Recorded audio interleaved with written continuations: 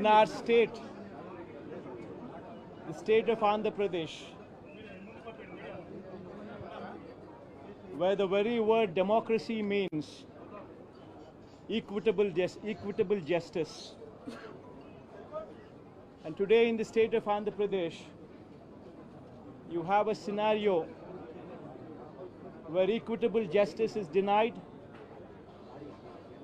where democracy stands limping. That is the plight.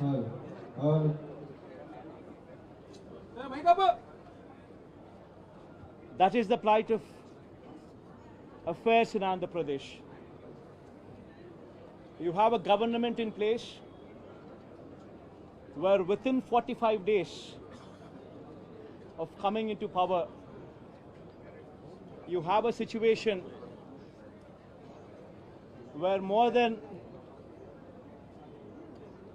30 people have been murdered, where you have more than 300 people on whom you have assaults taken place, which led to attempt of murder, where you have more than 560 properties, private properties vandalized, where you have more than 490 government properties also vandalized, where you also have more than 1,000 cases,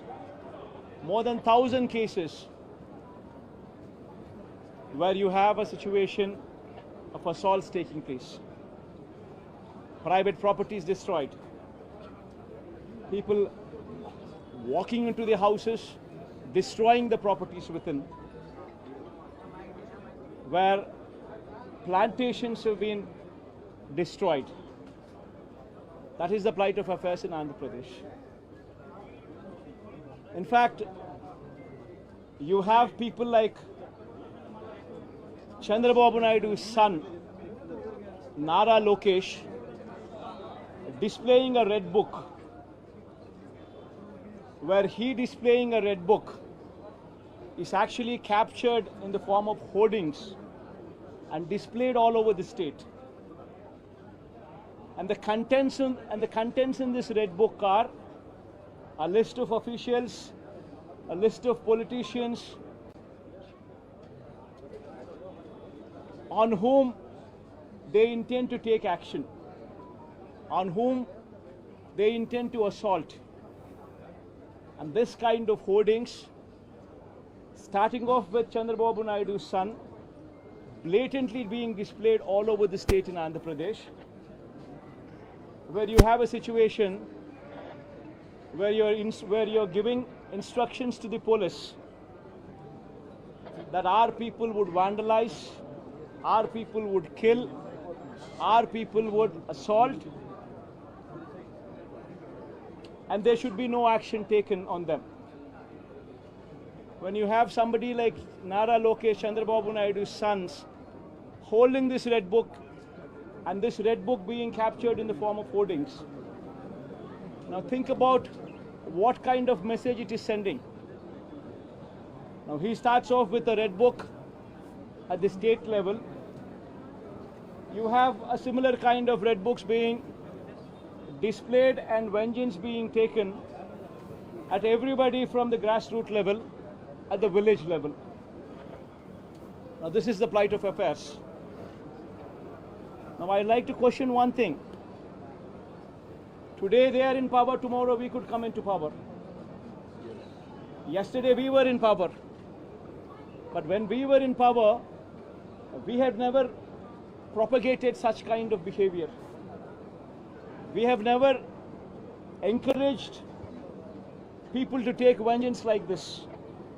We have never encouraged assaults, we have never encouraged private property being vandalized, we have never encouraged government property to be vandalized, we have never encouraged killings. But today the situation is different. Now if we don't question this, being part of democracy, then can you imagine the plight of democracy going forward if this were to be encouraged? I urge the entire media the national media especially, I also urge various parties who actually constitute democracy to have a look at these photographs what are displayed, to have a look at the video clippings which are being displayed. Have a look at them and then ask yourself, is this what we want from democracy? You have various photographs tonight, people are being hacked to death. Where you have photographs displayed where you would find a corporator running for his life, stabbed multiple times. Where you would have various photographs and video clippings displayed. An MP, a member of parliament, touring his own constituency, visits a house of another MP who's also stationed in the same constituency, his house being geared out, stones pelted, his cars demolished, his cars being burnt. These kind of video clippings and these kind of photographs are also being displayed. You would find various photographs where such ghastly incidents take place and where cops are mute spectators. In fact, the worst off thing is the cops foisted false cases on the victims rather than sympathize with them. This is the plight of democracy.